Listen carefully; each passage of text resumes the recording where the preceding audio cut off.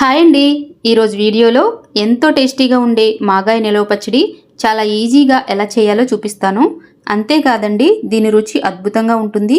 సంవత్సరం బయట పెట్టినా కూడా పాడవ్వదు. మరి ఇంత టేస్టీ మాగాయ పచ్చడి ఎలా చేయాలో చూసేద్దామా? చూసాక వీడియో బాగుంది, ప్రాసెస్ అనిపిస్తే ఒక లైక్ ఇవ్వండి. ప్రాసెస్ చూస్తే మాగాయ పచ్చడికి నేను 10 మామిడికాయలని శుభ్రంగా క్లీన్ చేసుకుని తడి లేకుండా ఆరబెట్టుకున్న తర్వాత పైన తొక్కంతా తీసేసి చిన్న చిన్న ముక్కలుగా కట్ చేసుకోవాలి. వీటిని నేను 7 గ్లాసుల వరకు తీసుకుంటున్నానండి.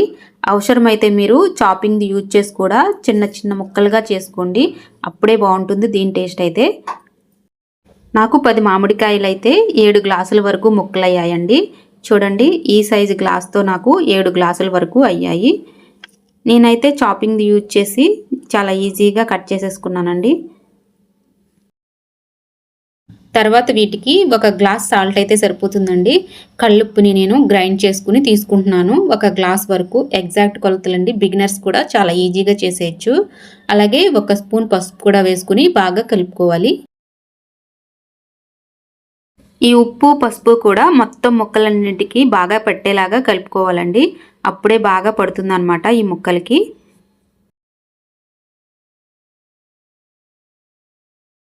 చూడండి, ఇలా కలిపేసుకున్న తర్వాత వీటిని ఒక డబ్బాలో వేసుకోవాలి. నీట్గా ఉన్న ఒక డబ్బాలో వేసుకుని ఒక నైట్ అంతా కూడా మనం దీన్ని కలిపేసుకుని పెట్టేసుకోవాలి. ఇలా పెట్టుకోవడం వల్ల ఏంటంటే టేస్ట్ అయితే బాగుంటుందండి, అందుకే ఇలా పెట్టుకుంటారు. ఒక నైట్ కాదండి, 2-3 రోజులు కూడా పెట్టుకుంటారు. నేనైతే 1 రోజంతా ఉంచుతున్నాను.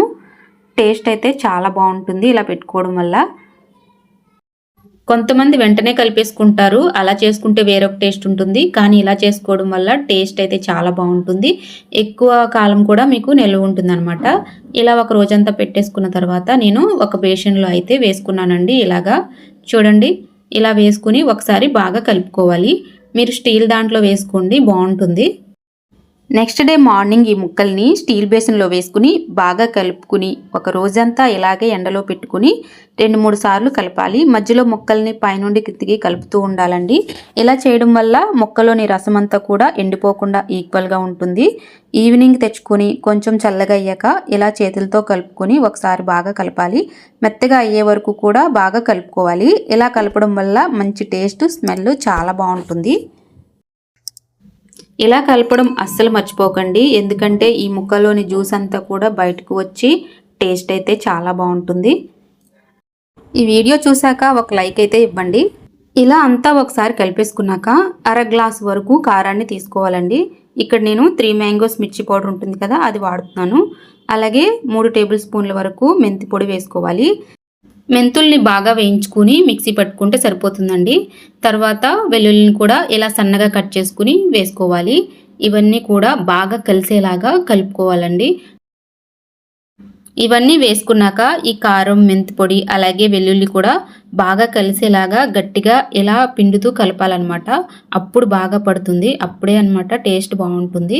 సో ఇదంతా కూడా కలిపేసుకున్న తర్వాత ఇప్పుడు ఆయిల్ వేసుకోవాలి. నేనైతే ప్రియా ఆయిల్ వాడుతున్నానండి, పల్లి ఆయిల్. ఇది టేస్ట్ బాగుంటుంది, అలాగే స్మెల్ కూడా చాలా బాగుంది. నేనైతే ఏ గ్లాస్తో అయితే తీసుకున్నానో అదే గ్లాస్తో 1 గ్లాస్ ఆయిల్ని వేసుకుంటున్నానండి. పచ్చి ఆయిలే, వేడి చేయలేదు. ఈ ఆయిల్ వేసుకుని బాగా ఒకసారి కలుపుకోవాలి. తర్వాత నేను ముందుగా పోపు వేసుకున్నానండి. ఆవాలు, జీలకర్ర, కొంచెం కరివేపాకు అలాగే ఇంగువ కూడా వేసి 1/2 గ్లాస్ వరకు ఆయిల్లో వేయించుకుని పక్కన పెట్టుకున్నానండి. ఇవి చల్లారిన తర్వాత కూడా వేసుకుని మళ్ళీ ఒకసారి బాగా కలుపుకోవాలి. ఇలా కలుపుతుంటేనే స్మెల్ చాలా బాగా వస్తుంది, ఇప్పుడే తినేయాలనిపిస్తుంది. కానీ 1 రోజు ఆగాల్సిందే. ఈ పచ్చళ్ళలో మొత్తం ఆయిల్ అయితే 1.5 గ్లాస్ వేసాను, కరెక్ట్గా సరిపోతుంది. ఎందుకంటే మాగాయ పచ్చడికి ఆవకాయలాగా ఎక్కువ వేయాల్సిన అవసరం లేదు. ఇలా అన్నీ కలుపుకుని ఒక నైట్ అంతా ఉంచుకోవాలి.